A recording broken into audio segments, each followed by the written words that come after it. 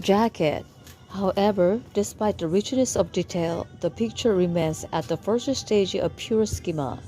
In the second stage of combined schematic and formal representation, we see an attempt to render the depiction of the object more realistically.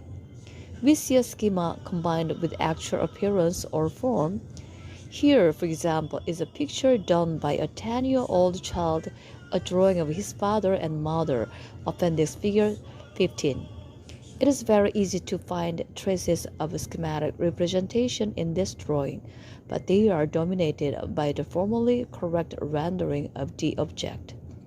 Finally, drawing at the third stage provides flat contours realistically representing the actual appearance of the object. Despite some errors, a violation of proportion and balance, the child has become a realist. He draws what he sees, renders posture and movement, and considers the viewer's viewpoint. There is no schema anywhere in his picture. Finally, the fourth stage is that of three-dimensional representation, considering and rendering the three-dimensional form of the object depicted. An example of this is the drawing of a sleeping boy, appendix figure 18. This drawing was done by a 13-year-old boy. The same four stages can be seen in the drawings of animals.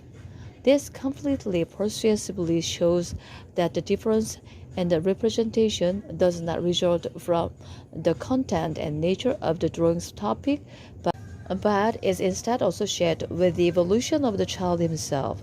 The first picture, appendix figure 19, depicts a horse that has, instead of the appropriate head, a face like a person's.